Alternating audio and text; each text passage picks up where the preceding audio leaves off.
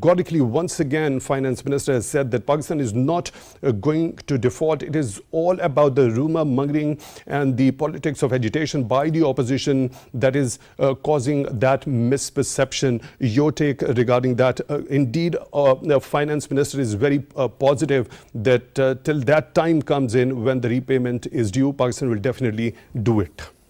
Thank you for having me. I've been saying for quite a while that there is no default for Pakistan. And that was my assessment. That is going to remain my assessment. And I'm happy to hear that that's what we're talking about. The Finance Minister has said that there is no default, no chance of a default. And I have to explain something here. What's being quoted is a credit default swap rate.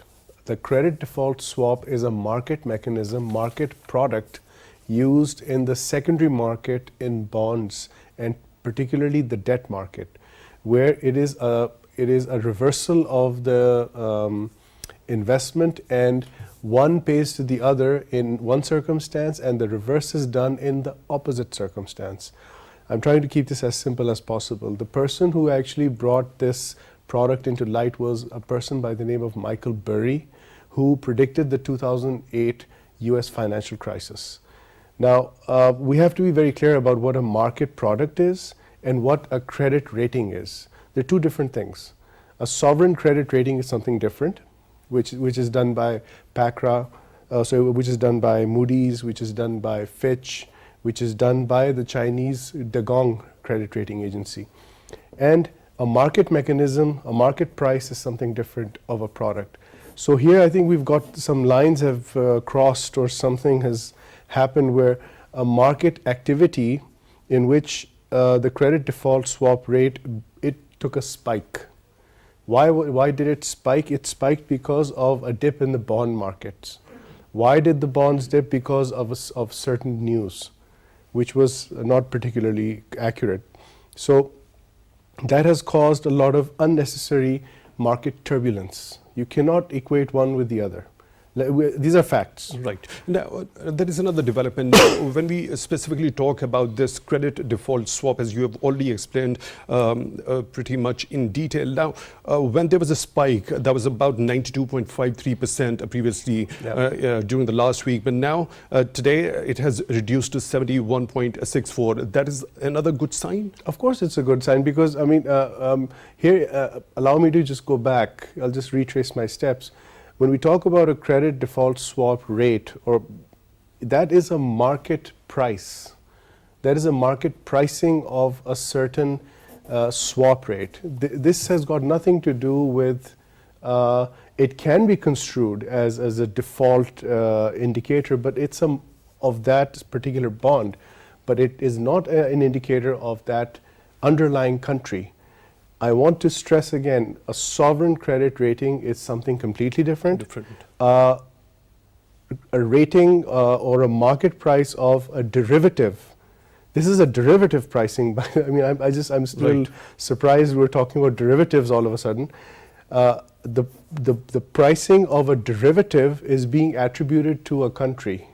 So, you know, that sort of it doesn't help much. Right. Let's take Dr. Ikramul Haque's point of view on this. Dr. Ikramul Haque, Finance Minister is very optimistic that Pakistan is not going to default and it is going to repay the loans. Your take regarding this, and especially when given, as you have heard Mr. Fahim Sardar saying that it is a derivative market price and the probability of actual default has nothing to do with this.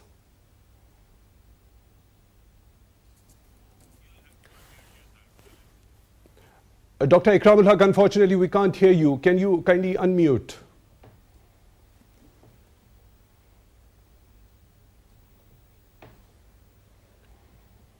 Dr. Ikram, can you hear me now?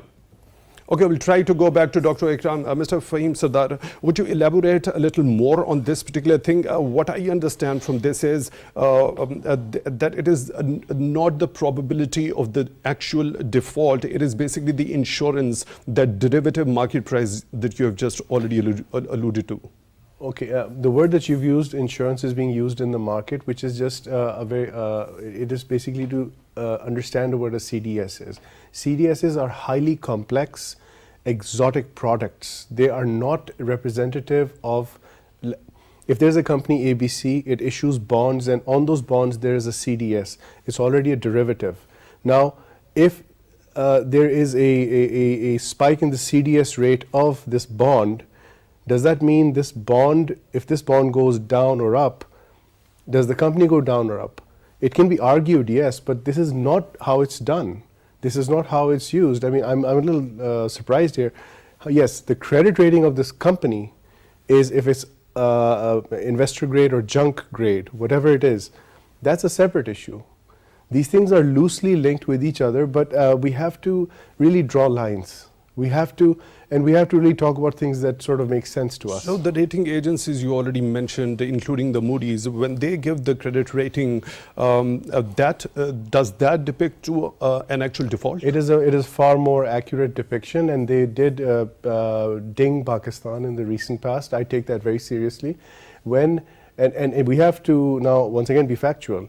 We also have to see what the Chinese Degong credit rating agency is saying, because we have to look at all the credit raters, not just, let's say, American specific or French specific or English specific.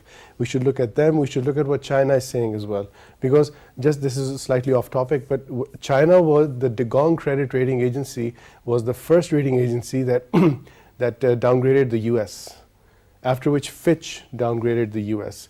That's a serious matter. When a credit rating agency downgrades a sovereign rating, that's something different. If the CDS has come down from, let's say, 75 to 71%, I mean, what does that tell you? It's telling you an indicator of how the market is adjusting to itself. That's so the fluctuation. Yeah, exactly. And if 1 month later, if it's down to 40, I mean, that's actually proving my point. It is a very serious thing to have a spike in any rate or a dip in any rate, an abnormal thing. However, we have to differentiate between this is a market activity, this is a fundamental activity in the underlying principle. You cannot mix the two, because that's where things get a little hazy. For example, just to give a very simple example, if on the Pakistan Stock Exchange, as you mentioned, today prices went up and volume was pretty decent. But if the price of a particular share, I won't take any names, if it suddenly dips, does that mean that company has been destroyed? It can indicate that, but that's not what it means. One has to look at the facts, and this is like a point-to-point specific thing. It's not a derivative. Derivatives are, as the name suggests, they're derived from an underlying asset, which is based on another asset. Right. When we specifically talk about the rate of the dollar against the rate of rupee against the greenback, and finance minister has said that it is because of the political instability, whereas the actual value of rupee against the dollar is 190, but it is because of the political instability and politics of agitation of the opposition that the actual price is not being reached. Yes, that is particularly true, and it goes for everyone, not just one or two sides. I'll retrace my steps. In economics, it is extremely important for the people who understand economics to talk about economics. And if I were to talk about quantum physics all of a sudden, just because I like it, I'm pretty sure I'll start making mistakes. I don't know quantum physics. I do know a little bit about finance and the markets because I've spent my whole life in them. So it is advisable for everyone to just please stick to your speciality and talk about it. What's happened in Pakistan in the past 10 years is everyone has become an economics expert. And they're talking about things which sometimes I'm a little stunned. I've come on so many programs. We've started the discussion. I said that's factually not correct. Right. It's factually 180 degrees. So I'm just talking about facts, and that's what we need to focus on. And if one of the biggest, most powerful weapons is the word I'm going to use, in the market is information. Information, whether it's true or untrue, it fluctuates the market. For example, when it came out that there's too much supply during COVID of oil, all of a sudden the futures prices on the major futures exchanges of oil went into negative. And that was not particularly true. It was just a huge, a heavy sluggishness in the oil market. But the information became so everything started echoing each other. So that's a matter of creating perceptions, and that is what exactly has been mentioned by Finance Minister Ishaq Dar also. And perceptions can lead to reality. So that is quite true. So I mean, I am a very cautious person. I've been in the markets. I know how the markets react. What you say can become true. Right, Doctor. I think Finance Minister was pretty clear in his argument, and the fact that data at this incoming data available at the central bank's website clearly shows that the inflows, expected inflows, are fairly safe to cover immediate payments which would be maturing during the next month and a half. And the payments would also, the inflows would also cover the current account deficit as well, which, by the way, has been narrowing down over time. Lesser import bill consecutively over the past 2 months or so, which certainly reduces risk, any speculative risk going forward. Right, Dr. Waqar Ahmed, when we talk about the value of the rupee against the dollar, Finance Minister says it is because of the political instability. The actual price should be around 190. Because of the political instability, it is not reaching its actual price, and that causes the misperception and lack of confidence in the financial markets. I would subscribe to that view, but I think there are important arguments other than the political instability, because you see several other countries' political instability as well, even in the developed world. When a developing country like Pakistan has several other factors. One of them being, of course, that after COVID, you are certainly seeing a surge in travelers going out of the country and demanding the greenback, the foreign currencies. You have seen increased outflow of people trying to visit Saudi Arabia, as well as, of course, the Western countries. So the demand from travelers, demand from students wishing to go abroad has increased. Then, of course, you also have this backlog of LCs, which importers have to make. They are also demanding dollars from the open market. Thirdly, of course, given that you have been facing unprecedented inflation due to the external factors, due to that, you have small savers trying to conserve their savings into US dollars as well. So I think it is the economic fundamentals that the economy faces which are inducing this pressure on rupee, which, by the way, one hopes that as soon as there is some decision on the 9th review, a lot of these pressures on rupee will subside. Right, Dr. Waqar Ahmed, when we talk about the debt burden on Pakistan, especially during the PTI government, they borrowed record loans from external sources. Now that put an additional burden on economy as well. During this year's budget, we saw that there was increase in debt servicing that increased from 35% to 45%. And now, when Pakistan Tehreek-e-Insaf particularly talks about, we really have to take a stock of the policies which were implemented by Pakistan Tehreek-e-Insaf also, which was detrimental to the overall state of economy in Pakistan as well. Yes, partly correct, given that Pakistan Tehreek-e-Insaf faced a time when a pandemic breakout allowed for easy borrowing. You had debt available on concessional terms. You could also roll over existing debt. You could find new lenders as well during the pandemic times. There was a sympathetic view of IMF as well, which allowed you rapid finance facility.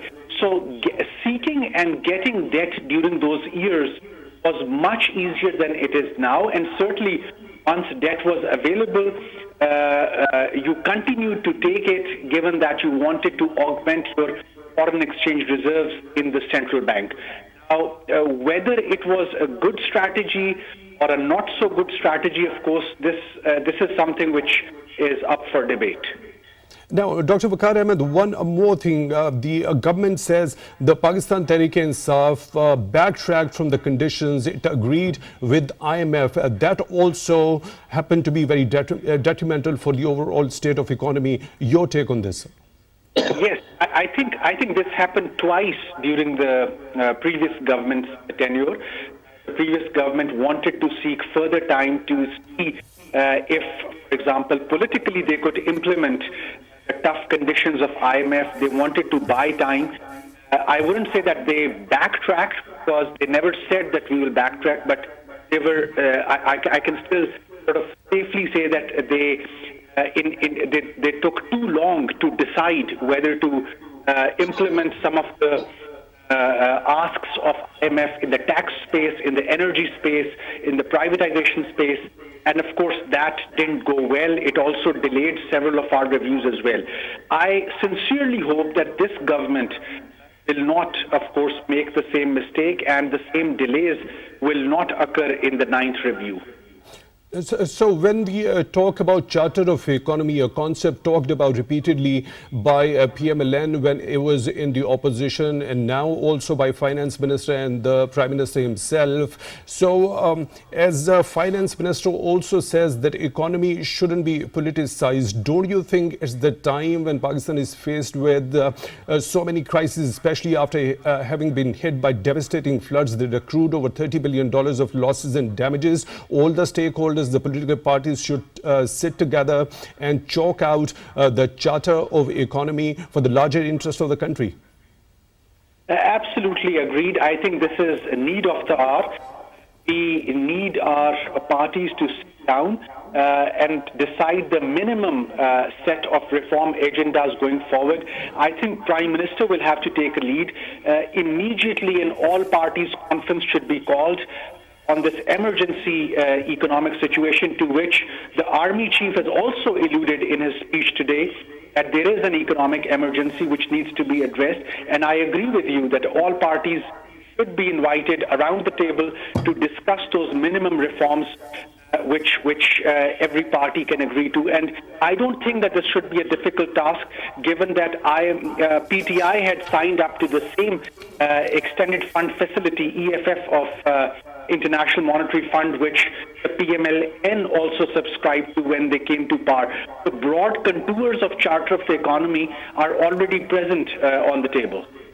Right. Dr. Waqar Ahmed, Joint Executive Director, Sustainable Development Policy Institute. Thank you very much for your time, for being on News. Really appreciate that. Mr. Sardar, when we talk about Charter of the Economy, it's the time, as there is an economic emergency in the country. Don't you think when, as Dr. Waqar Ahmed also said, that Prime Minister should be taking the lead in order to make all the stakeholders come to the table and chalk out that Charter of Economy? But Prime Minister and Finance Minister have been repeatedly saying, let's sit together and chalk this one out. What about the other side? If it's not willing to sit and is rather going for the politics of agitation, rather?